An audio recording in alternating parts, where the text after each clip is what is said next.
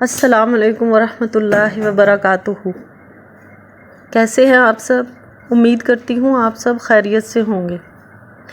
آج ہم بات کریں گے اخوت۔ دینی برادری اور بھائی چارے کو اخوت کہا جاتا ہے۔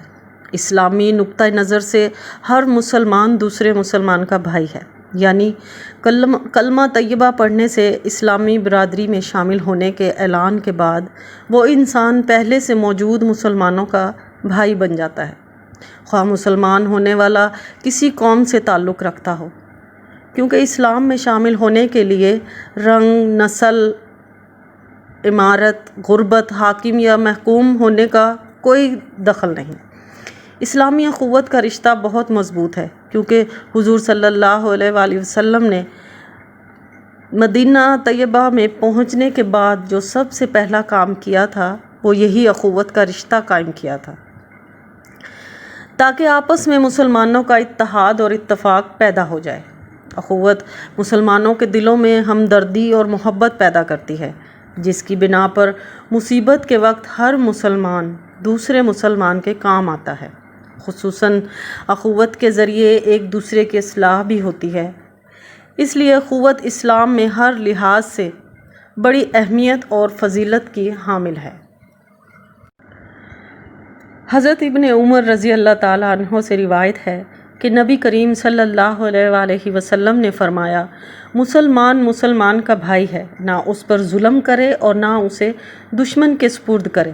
جو شخص اپنے مسلمان بھائی کی ضرورت پوری کرتا ہے، اللہ تعالیٰ اس کی حاجت برآری فرماتا ہے، اور جو شخص کسی مسلمان سے سختی دور کرتا ہے، اللہ تعالیٰ اس سے قیامت کی سختیوں سے ایک سختی دور فرمائے گا، اور جو آدمی کسی مسلمان کی پردہ پوشی کرتا ہے، اللہ تعالیٰ قیامت کے دن اس کی پردہ پوشی فرمائے گا۔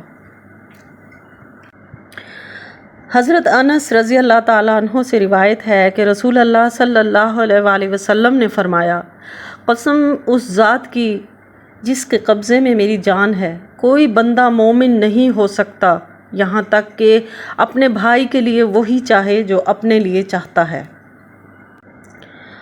حضرت ابو موسیٰ رضی اللہ تعالیٰ عنہ سے روایت ہے کہ رسول اکرم صلی اللہ علیہ وآلہ وسلم نے فرمایا، مومن دوسرے مومن کے لیے مکان کی مثل ہے، جس کا ایک حصہ دوسرے حصے کو مضبوط کرتا ہے۔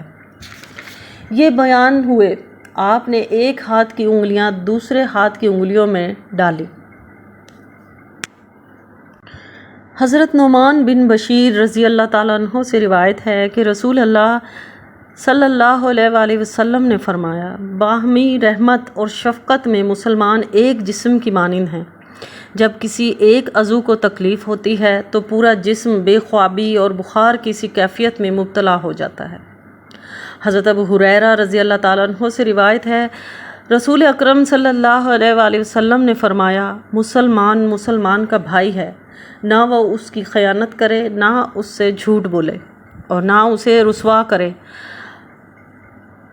ہر مسلمان کی عزت، مال اور خون دوسرے پر حرام ہے۔ تقویٰ یہاں ہے، دل کی طرف اشارہ فرمایا۔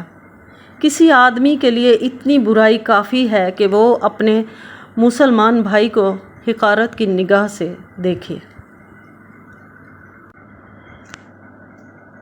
ملتے ہیں اگلی ویڈیو میں، تب تک کے لیے اجازت دیجیے، دعاؤں میں یاد رکھیے۔ اللہ حافظ۔